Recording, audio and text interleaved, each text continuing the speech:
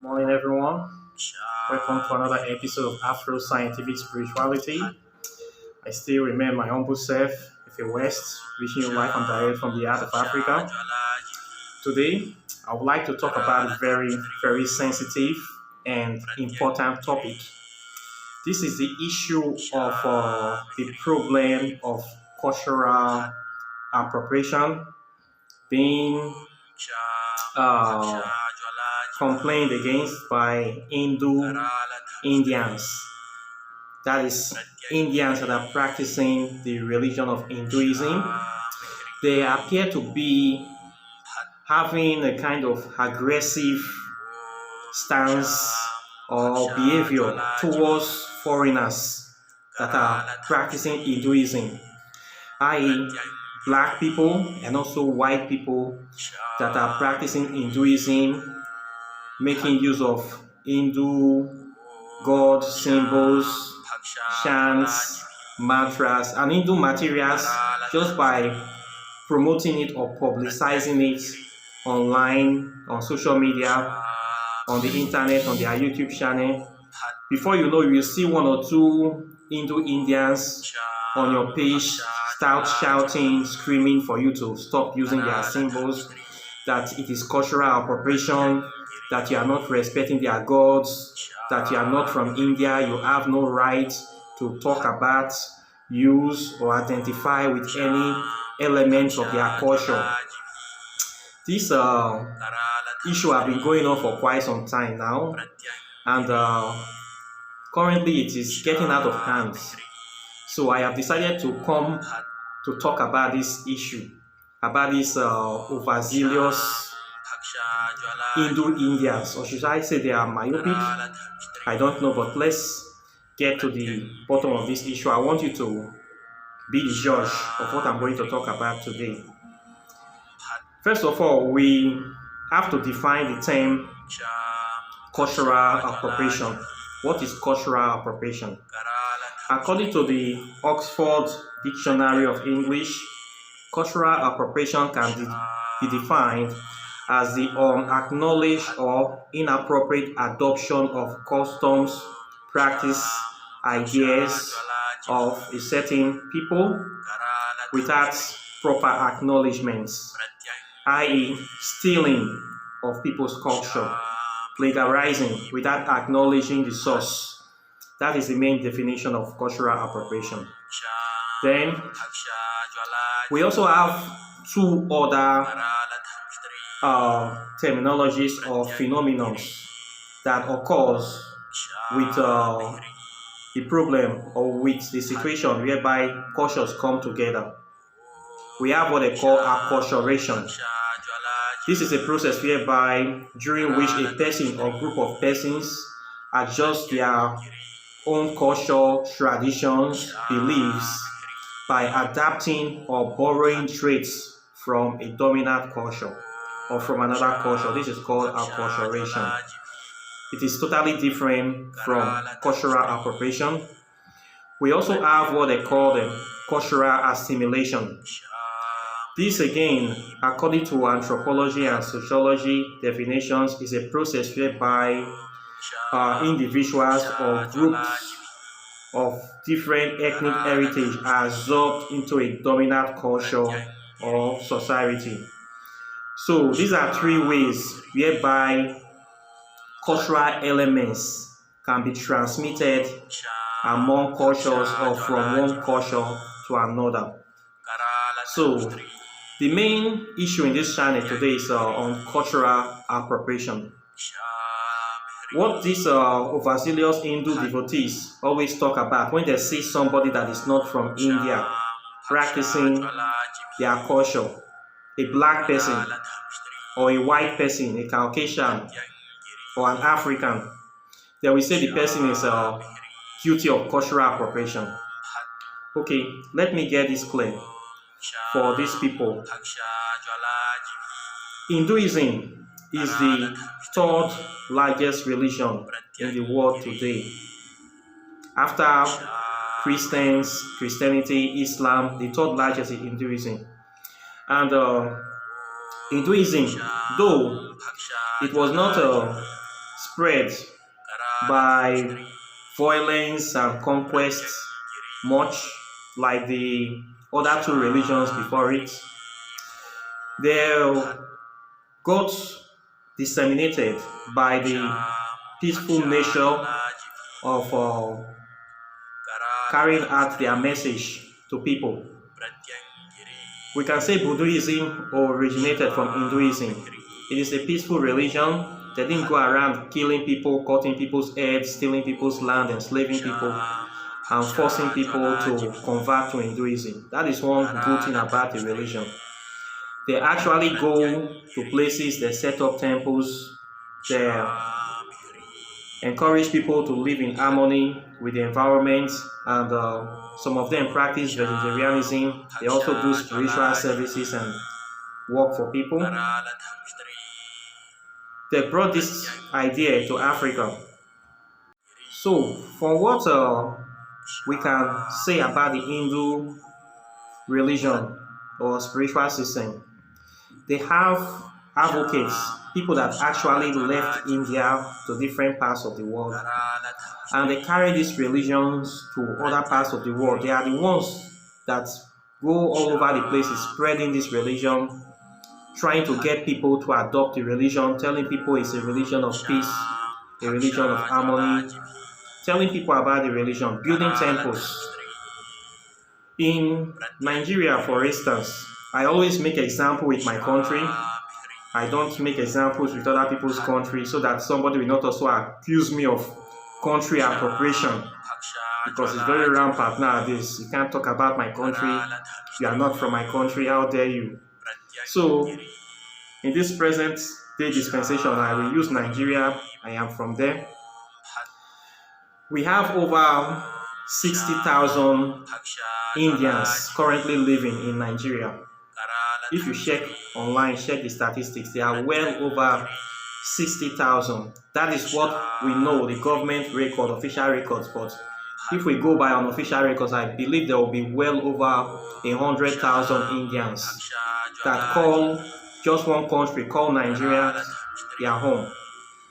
And I will also tell you that after the religion of Muslim, Islam, Christianity, Hinduism can be regarded as the third largest religion, foreign religion in Nigeria as well. Nigeria have 447 local governments. I believe there is an Hindu temple in every local government in Nigeria. In my state, we have Hindu temples in every local government. In the Niger Delta area of Nigeria, there are Hindus everywhere. We have black Indians all over the country.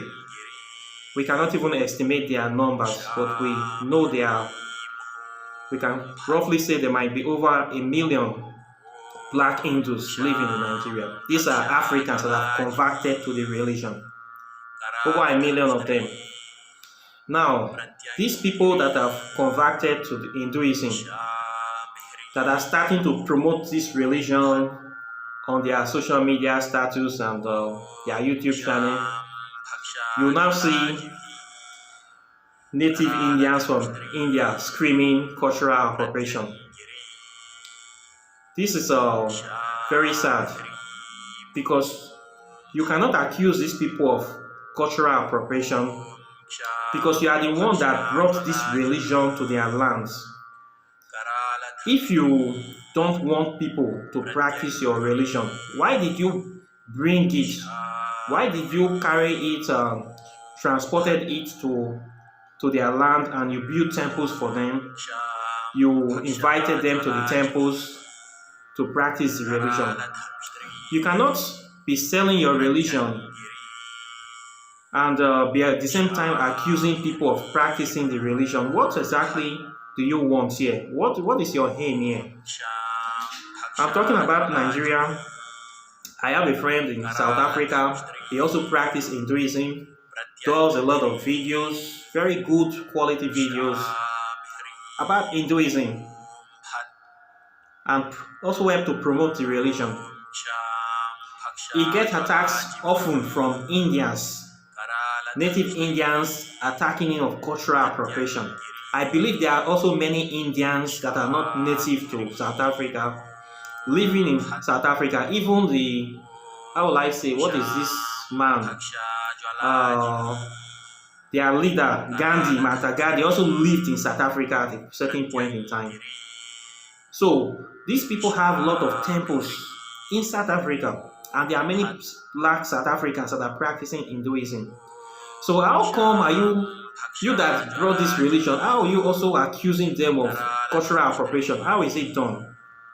It's just a situation whereby maybe you see white Christians from Europe be accusing black Christians of preaching the gospel of cultural appropriation for opening churches and talking about the gospel of Jesus Christ online. How will that sound?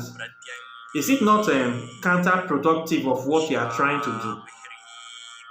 So this is the way I see the issue. That's why I decided to talk about the issue today. Because I've seen cases on internet where I see Indian people harassing white people, insulting them, using all sort of racial insult, racial slur, insulting white people. That how dare you for even having a bead. By the way, this is not originally from India, it's from Africa. How dare you use our bead? How dare you talk about our gods? How dare you talk about our spirituality? How dare you meditate? You are not from India. You should leave it to our masters. It is very, very nonsensical.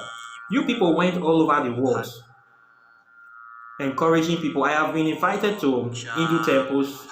3 years ago, I was in an Hindu temple in Nigeria. I went for an event, very large event. There were so many Hindu people. We did so many things.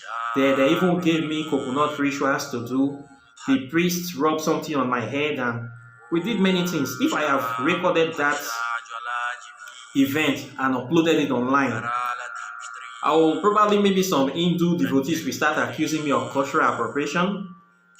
So you guys should try to reason, think about what you are doing, because your Hindu temples are all over the world. We have so many Hindu temples in Nigeria. We know more about Hindu religion, even more than the average Hindu practitioner. So if you come to many African traditional temples in Nigeria, one thing that is going to shock you is that you are going to find most of these our native temples playing Indian songs, venerating Indian gods. You will be shocked. You will even see drawings of Shiva and another Hindu god in our African temples. This is not cultural appropriation. This is simply assimilation and acculturation.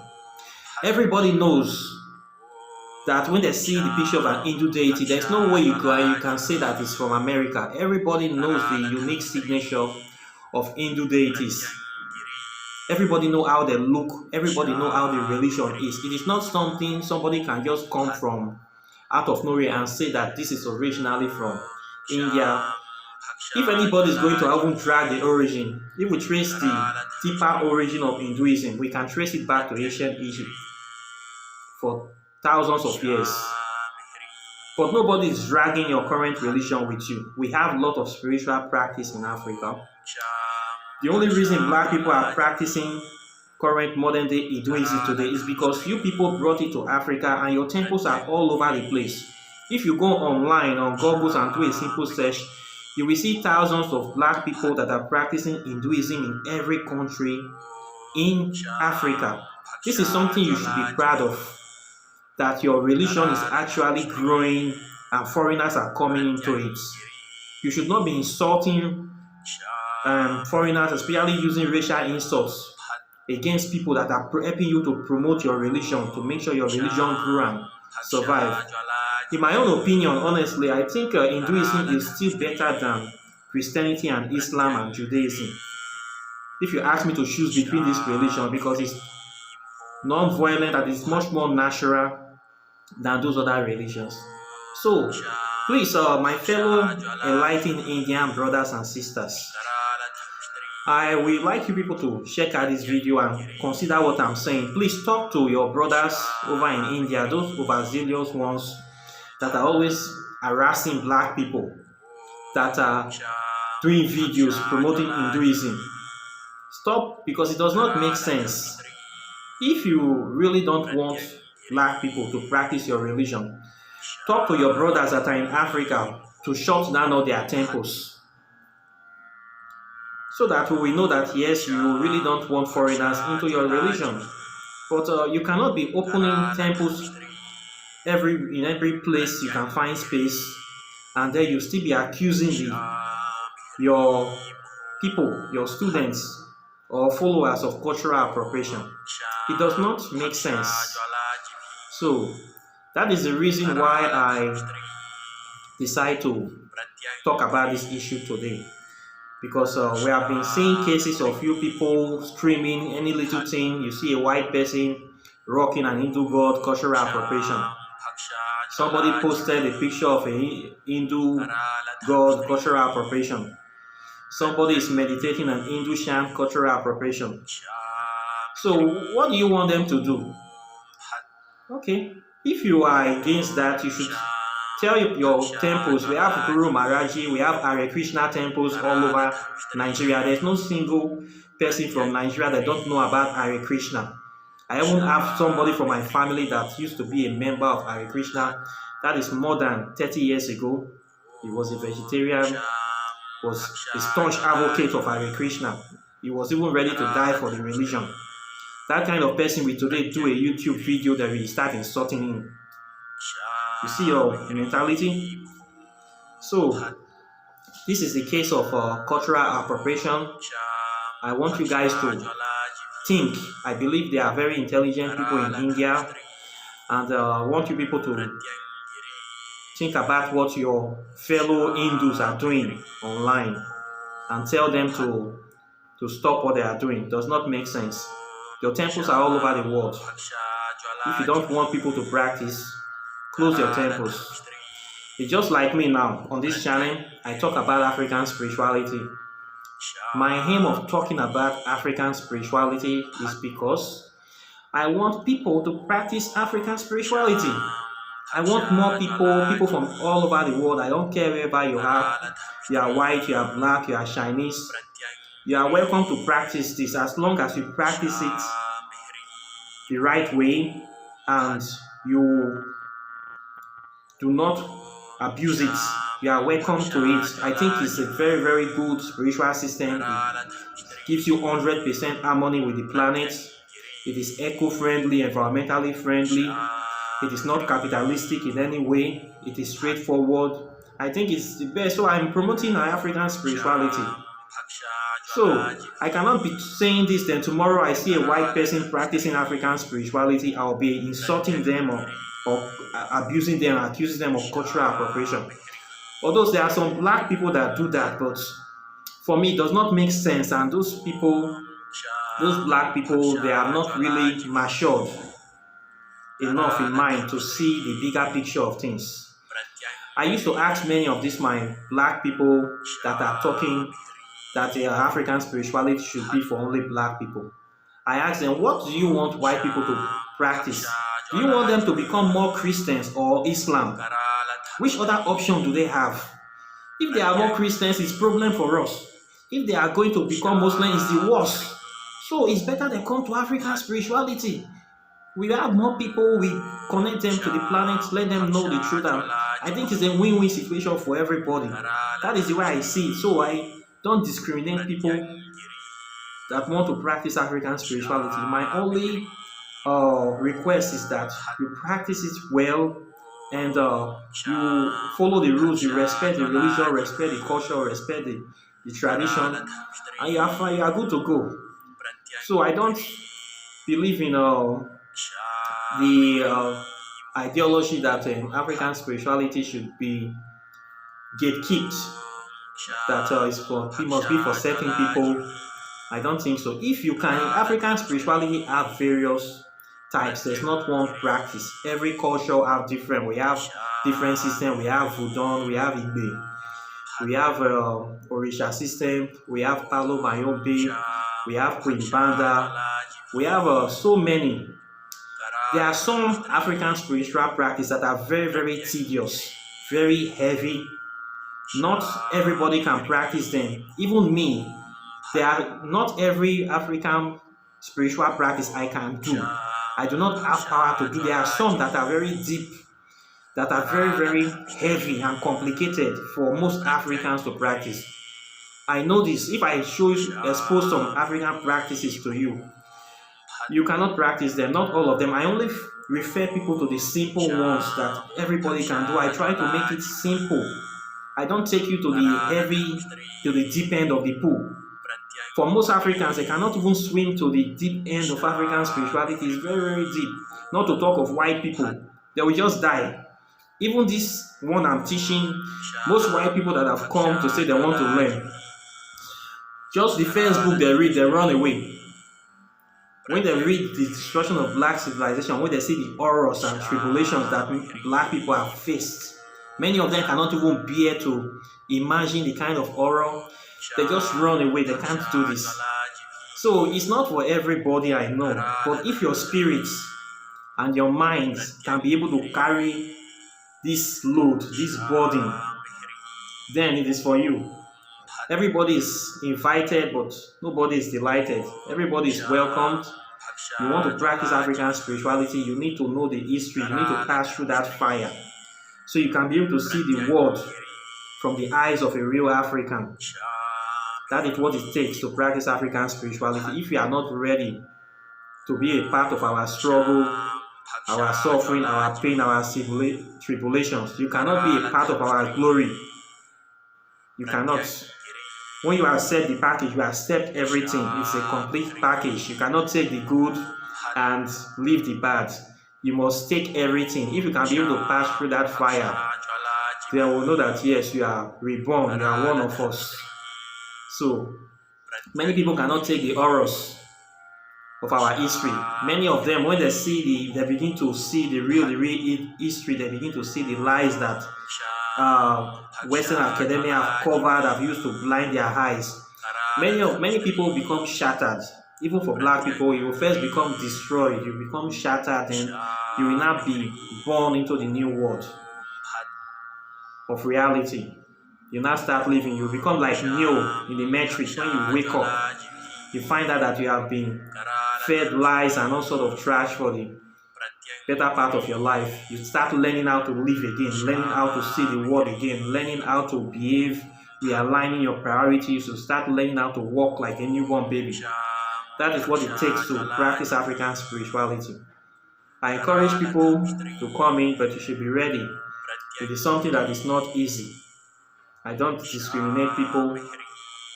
There are groups online, African practitioners that don't like me because I teach it to everybody. They are angry at me for including white people in my practice, that I should be focused on only black people. But it is not only black people that is living in the world today. We have to learn to live with each other. If we cannot swim together, we are going to sink together. Despite of what has happened before, we still have to learn to love our neighbors and ourselves. Love is the greatest power on this earth. We cannot do otherwise. So this is the bedrock of the practice of African spirituality. For those people that are not getting it, that are keeping the practice, they are missing the bigger picture. And many of them are going to be trapped in emotion of hatred, that emotion of victimhood. The white man did this to me, that is why I'm suffering from everything. What have you done to remove yourself from that problem? What are you doing right now to change your situation? You keep complaining. Oh, they did this to me. Oh, they did this to us. Oh, they did this. What are you doing about the situation? That is what I want to know about. That is what I'm interested in. I'm not interested in gatekeeping, seeing a white person talking about African spirituality and I start insulting the hell out of the people. I will only talk when you are not doing it well, call you to order. Apart from that, I'm happy.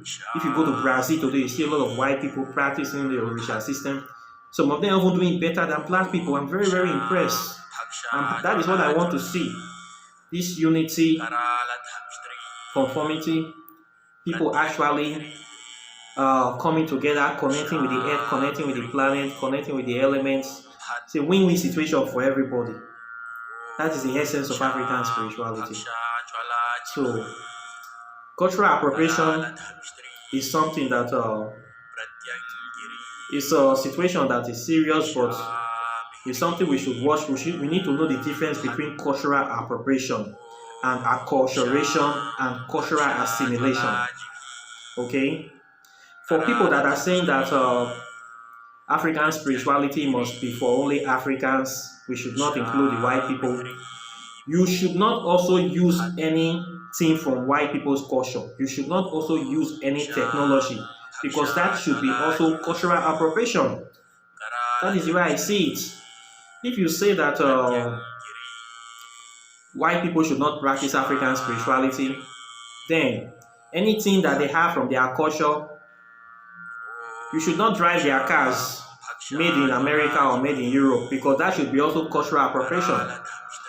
You should not use technologies made in their country because that will be also cultural appropriation. You should not use your phone, your iPhone, that is a pure American phone, although the technology is made by people from Africa that are living there.